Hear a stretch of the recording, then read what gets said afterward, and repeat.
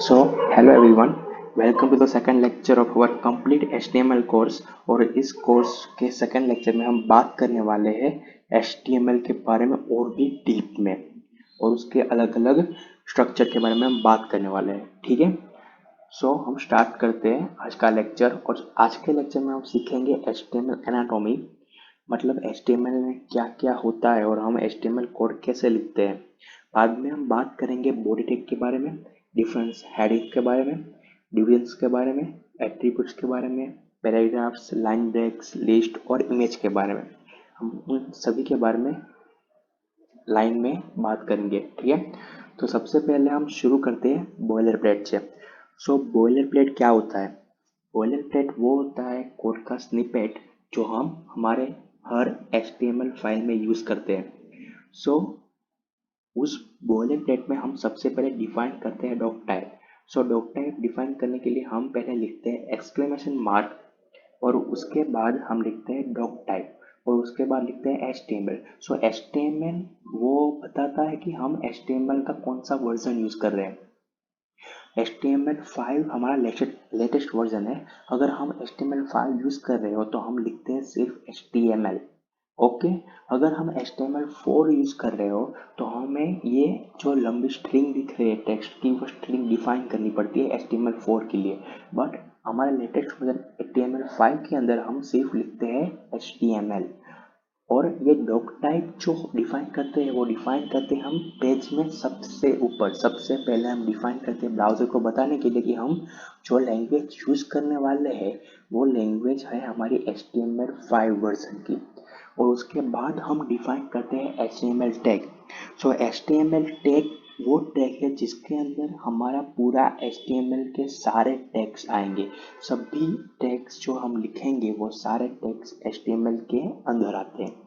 तो हम उसमें डिफाइन करते हैं लैंग्वेज, क्योंकि हम जो लैंग्वेज LANG लैंग्वेज जो हमारे कोड के अंदर हम यूज़ करने वाले हैं वो लैंग्वेज है हमारी इंग्लिश। सो हम डिफाइन करते हैं कि हम जो लैंग्वेज यूज़ करेंगे हमारे वेबसाइट के अंदर वो लैंग्वेज है हमारी इंग्लिश, और EN स्टैंड्स फॉर इंग्लिश। ठीक है, उसके बाद आते हैं और दो टैग। पहला टैग है हेड और दूसरा टैग है बॉडी। सो हेड और बॉडी क्या है? सो हेड हम डिफाइन करते हैं ब्राउज़र को हमारे वेब पेज के बारे में बताने के लिए कि हमारा वेब पेज क्या क्या कंसिस्ट करता है, और उसमें जो कैरेक्टर यूज़ हुए हैं वो कैरेक्टर कौन से हैं, या हमारे वेब पेज की साइज़ क्या होनी चाहिए। और उसके बाद हम डिफाइन करते हैं टाइटल। सो जो टाइटल है वो टाइटल हमारा वो टाइटल है जो ब्राउज़र के अंदर सबसे ऊपर जो टैब में दिखता है वो टाइटल है हमारा यहाँ पर लिखा हुआ टाइटल। ठीक है, तो ये मेटा मेटा टैग यूज होता है हमारे ब्राउज़र के अंदर। हम जो डिफाइन करते हैं अलग अलग साइज डिफाइन करते हैं, कैरेक्टर डिफाइन करते हैं, और या और कुछ डिफाइन करते हैं, वो सब डिफाइन करते हैं हम मेटा टैग के अंदर। और उसके बाद आता है टाइटल टैग, और टाइटल टैग में हम लिखेंगे हमारे वेब पेज का टाइटल। और उसके बाद आता है बॉडी। सो बॉडी वो टैग है जिसके अंदर हमारा ओरिजिनल वेब पेज आएगा, और हम जो टैग लिखने वाले हैं, हेडिंग लिखेंगे, इमेज ऐड करेंगे, वीडियो ऐड करेंगे, वो सब कुछ हम करते हैं इस बॉडी टैग के अंदर। ठीक है, सो हम पहले समझते हैं UTF-8 क्या है। सो UTF-8 यहाँ पर लिखा है वो स्पेसिफाई करता है कैरेक्टर के बारे में कि हम कौन सा कैरेक्टर सेट यूज़ कर रहे हैं। UTF-8 वो है यूनिवर्सल कोड कैरेक्टर सेट, और वो है 8 बिट कैरेक्टर सेट। उसके अंदर ABCD 1 2 3 और सारे रशियन कैरेक्टर्स और मैथमेटिकल साइंस, वो सभी साइंस UTF-8 कैरेक्टर सेट के अंदर हमें मिल जाते हैं। इसलिए हम यहाँ पर यूज़ कर रहे हैं UTF-8। ठीक है, उसके बाद जो चीज़ हमें ध्यान रखनी है वो चीज़ वो है कि हम जो कैरेक्टर से डिफाइन करते हैं, और अगर हम वेब पेज की कोई साइज़ डिफाइन करते हैं तो वो साइज़ है वो पहले 512 कैरेक्टर्स के अंदर आनी चाहिए। वो सारे डिफिनेशन हम जो हमारे वेब पेज के बारे में देते हैं वो सारी 512 कैरेक्टर्स के अंदर आनी चाहिए। और उसके बाद हम हमारा टाइटल एलिमेंट ऐड करेंगे। टाइटल एलिमेंट से पहले हम सारे मेटा एलिमेंट ऐड कर देंगे। ठीक है, अब हम कर जाते हैं एक्सरसाइज की तरफ और हमारा एडिटर ओपन करते हैं। सो हम सबसे पहले शुरुआत करेंगे बॉयलरप्लेट बनाकर। सो VS कोड और एटॉम जैसे एडिटर के अंदर हमारे पास शॉर्टकट की है जिससे हम हमारी बॉयलरप्लेट बना सकते हैं इजीली। तो हम सबसे पहले लिखेंगे shape1 मतलब एक्सक्लेमेशन मार्क, ठीक है। और उसके बाद प्रेस करेंगे टैब। जैसे हम प्रेस करते हैं टैब तो आप देख सकते हैं कि पूरा जो हमारा बॉयलरप्लेट था वो यहाँ पर लिख के आ गया है। और जो टाइटल था हमारा वो डिफ़ॉल्ट नाम डॉक्यूमेंट आएगा, ठीक है। सो उसके बाद हम शुरू करते हैं बॉडी की तरफ से, ठीक है। सो बॉडी के अंदर हम सबसे पहले जो टैग सीखने वाले हैं वो पहले टैग है हेडिंग्स। सो हेडिंग से हमारे पास 6 तरह के H1, H2, H3, H4, H5, H6। तो H1 है वो सबसे बड़ी साइज है हेडिंग की और H6 है वो सबसे छोटी साइज है। तो अगर मैं यहाँ पर लिखूँ हेडिंग 1 और इस फाइल को अगर मैं सेव करूँ तो आप देख सकते हैं हेडिंग 1 यहाँ पर सबसे बड़ी साइज में आएगा और उसकी फॉन्ट होगी डार्क बोल्ड फॉन्ट होगी। अगर मैं यहाँ पर लिखूँ H2 और उसको नाम दूँ हेडिंग 2 और उसे सेव करूँ तो आप देख सकते हैं कि H2 की साइज H1 से छोटी है। अगर मैं आगे बढ़ूँ और लिखूँ H3 और उसे भी नाम दूँ हेडिंग 3 तो यहाँ पर उसकी साइज उससे भी छोटी है। अगर हम आगे बढ़ेंगे H4, H5 और H6 की तरफ तो धीमे धीमे हेडिंग की साइज छोटी होती जाएगी। अगर मैं यहाँ पर लिखूँ H6 सबसे छोटा वाला और उसके नाम दूँ हेडिंग 6 और उसे सेव करूँ तो आप देख सकते हो उसकी साइज सबसे छोटी है।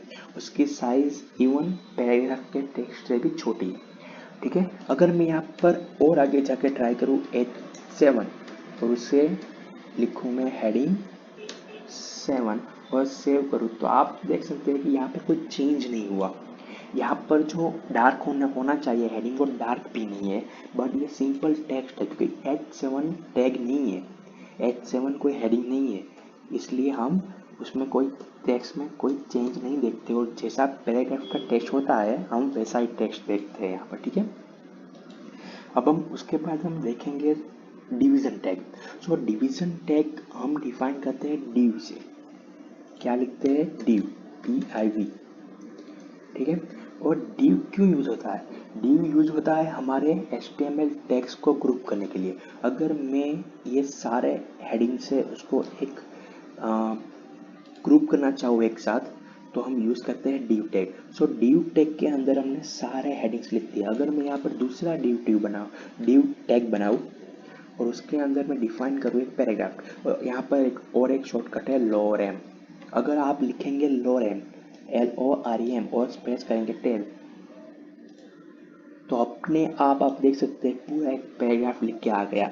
ये यूज़ होता है डेवलपर के लिए। अगर हम हमारे पेज के अंदर कोई टेक्स्ट रैंडम टेक्स्ट डालना चाहते हो तो हम यूज़ करते हैं lorem, ठीक है। तो यहाँ पर हम वेब पेज में कोई डिफरेंस नहीं देख रहे हैं।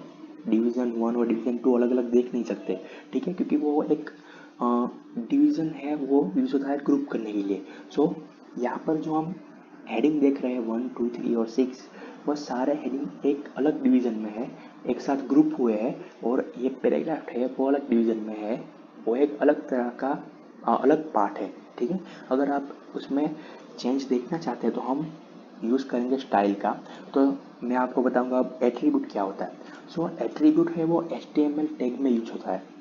तो HTML टैग के अंदर हम अगर कोई स्टाइल ऐड करना चाहते हो तो हम यूज़ करते हैं एट्रीब्यूट, ठीक है। हम स्टाइल CSS से भी ऐड कर सकते हैं बट अगर हमें ये स्टाइल CSS की बजाय HTML में ऐड करनी हो तो हमें यूज़ करना पड़ता है एट्रीब्यूट और स्टाइल के लिए यूज़ होता है स्टाइल एट्रीब्यूट। हम उसका नाम है स्टाइल एट्रीब्यूट, ठीक है। अगर मैं यहाँ पर लिखूँ बैकग्राउंड और उसका कलर दे दूँ रेड, उसे सेव करूँ तो आप देख सकते हो कि यहाँ पर H1, H2, H3 और H6 का बैकग्राउंड रेड हो गया। क्यों? क्योंकि ये सारे एक डिवीजन के अंदर है, इसलिए उन सभी का बैकग्राउंड कलर हो गया रेड। अगर मैं यहाँ पर दूसरे डिवीजन को भी स्टाइल दूँ, हम यूज करेंगे स्टाइल एट्रीब्यूट ऊपर की तरह ही, और बैकग्राउंड कलर हम दे देंगे इसका ब्लू। ठीक है, अगर उसे सेव करो तो आप देख सकते हो ये जो पैराग्राफ है उसका बैकग्राउंड कलर हो गया ब्लू, बट जो ये हेडिंग था उसका कलर हो गया रेड, क्योंकि वो अलग अलग डिवीजन के अंदर है। अब हम देख सकते हैं कि ये एक डिवीजन है, ये दूसरा डिवीजन है। अगर मैं ये पैराग्राफ यहाँ से कट करके ऊपर ले लूँ और उसे सेव कर दूँ, तो आप देख सकते हो कि ब्लू कलर टाइप हो गया, और यहाँ पर ये जो सारे एलिमेंट्स थे हमारे वो सभी एक डिवीजन के अंदर ग्रुप है, इसलिए उन सभी का कलर हो गया रेड। ठीक है, क्योंकि ये गायब हो गया डिवीजन टू, क्योंकि इसके अंदर कोई एलिमेंट है ही नहीं, तो उसका कोई कलर हमें दिखेगा ही नहीं। ठीक है, ओके, हम वापस पैराग्राफ को हमारे डिवीजन टू में ले लेते हैं। ठीक है, अब हमें यहाँ पर एक चीज़ याद रखने वाली ये है कि अगर आप आपके पैराग्राफ में ये जो वर्ड हेलो है उसके बाद मैं स्पेस छोड़ना चाहता हूँ, 5-6 या बहुत ज़्यादा स्पेस छोड़ना चाहता हूँ, ये मैं स्पेस छोड़ी अगर मैं सेव करता हूँ, तो आप देख सकते हैं कि यहाँ पर जो वेब पेज है हमारा उसमें कोई चेंज नहीं दिख रहा। यहाँ पर सिर्फ एक ही स्पेस है, इन दोनों वर्ड के बाद एक ही स्पेस है, भले ही आपने यहाँ पर बहुत सारी स्पेस दी हो। और अगर आप यहाँ पर एंटर डालना चाहते हैं इस वर्ड के बाद, हम नई लाइन से हमारा न्यू सेंटेंस शुरू करना चाहते हैं, तो भी आप, भले ही मैंने इतनी सारी एंटर दी हो, फिर भी अगर मैं सेव करूँगा तो यहाँ पर कोई चेंज नहीं दिखेगा, क्योंकि HTML सारी स्पेस को ट्रिम करके सिर्फ एक ही स्पेस दिखाएगा। ठीक है, अगर हम यहाँ पर नई लाइन ब्रेक करना चाहते हैं और नई लाइन से हमारा वर्ड शुरू करना चाहते हैं, तो हम यूज़ करते हैं टैग, और यहाँ पर जो टैग यूज होगा वो है BR टैग। BR टैग ये सेल्फ क्लोजिंग टैग है। ठीक है, आपको दिखे इसलिए मैं इसे नई लाइन में देता, तो ये BR टैग। अगर मैं अब इसे सेव करूँगा तो आप देख सकते हो कि यहाँ से लाइन ब्रेक हो गई, इसके बाद ये लाइन यहाँ से शुरू हुई, क्योंकि यहाँ पर हमने BR टैग ऐड किया था। ठीक है, तो हम नई लाइन ऐड करने के लिए यूज करते हैं BR टैग। ठीक है, तो अब हम देखते हैं लिस्ट के बारे में। सो HTML में दो लिस्ट है, पहली है ऑर्डर लिस्ट, दूसरी है अनऑर्डर लिस्ट। तो ऑर्डर लिस्ट डिफाइन करने के लिए हम यूज करते हैं OL टैग। सो पहले हम OL टैग ओपन करेंगे, बाद में क्लोज करेंगे, और उसके बाद उसके अंदर हम डिफाइन करेंगे हमारी लिस्ट आइटम। सो लिस्ट आइटम डिफाइन करने के लिए हम टैग यूज करते हैं LI टैग। सो LI टैग ओपन करेंगे, क्लोज करेंगे, उसमें हम नाम दे देंगे आइटम 1। सो आप देख सकते हैं ऑर्डर लिस्ट है यहाँ पर, इसलिए यहाँ पर नंबर आया पहले 1, फिर नाम आया आइटम 1।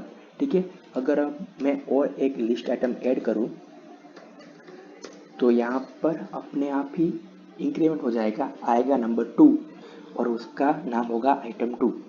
ठीक है, अगर हम उसके यहाँ पर 1 2 की जगह कोई और चीज़ लाना चाहते हैं, मतलब ABCD लाना चाहते हैं, तो हम यहाँ पर यूज़ करते हैं टाइप एट्रीब्यूट। अगर मैं यूज़ करूँ टाइप एट्रीब्यूट, उसके अंदर लिखूँ A, तो यहाँ पर 1 2 की जगह आ गया AB। आप देख सकते हैं यहाँ पर आ गया AB। ठीक है, और अगर मैं यहाँ पर लिखूँ कैपिटल A और सेव करूँ तो यहाँ पर कैपिटल AB आ गया। अगर मैं चाहूँ तो उसे रोमन में भी कन्वर्ट कर सकता हूँ। अगर मैं लिखूँ यहाँ पर I, सो ये रोमन नंबर आ गए। ठीक है, और यहाँ पर मैं लिखूँ कैपिटल I, तो ये जो रोमन नंबर थे हमारे वो कैपिटल में आ गए। उसी तरह हमारा दूसरी लिस्ट है, उसका नाम था अनऑर्डर लिस्ट। ठीक है, तो हम उसे डिफाइन करते हैं UL टैग से। ऊपर की तरह ही हम उसे भी ओपन करेंगे, क्लोज करेंगे, और उसके अंदर पहली लिस्ट आइटम ऐड करने के लिए हम पहला टैग बनाएंगे LI टैग, और उसमें हम नाम लिखेंगे आइटम 1 और सेव करेंगे। तो आप देख सकते यहाँ पर एक एलिमेंट ऐड हो गया आइटम 1, बट उसके पास नंबर नहीं है, उसके पास एक डॉट है, वो स्टार्ट होता है डॉट से। ठीक है, अगर मैं यहाँ पर और एक लिस्ट आइटम ऐड करूँ और उसको नाम दूँ आइटम 2 और सेव करूँ, तो उसको भी एक नई आइटम ऐड हो जाएगी, पर उसका भी एक डॉट आएगा, क्योंकि ये अनऑर्डर लिस्ट है, उसमें कोई ऑर्डर नहीं है। ठीक है, अगर मैं चाहूँ तो उसकी भी टाइप चेंज कर सकता हूँ। उसमें कौन से टाइप आते हैं, उसमें टाइप आते हैं सर्कल और स्क्वायर और ट्राइंगल। यहाँ पर सर्कल है, पर ये सर्कल डार्क है, उसे हम डिस्क कहते हैं। अगर मैं यहाँ पर लिखूँ सर्कल और इसे सेव करूँ तो आप देख सकते हैं यहाँ पर एक रिंग दिख रही है आपको, ठीक है। तो सर्कल का मतलब है रिंग और डिस्क लिखेंगे तो उसका मतलब है वो डार्क आएगा, पूरा सर्कल डार्क हो जाएगा।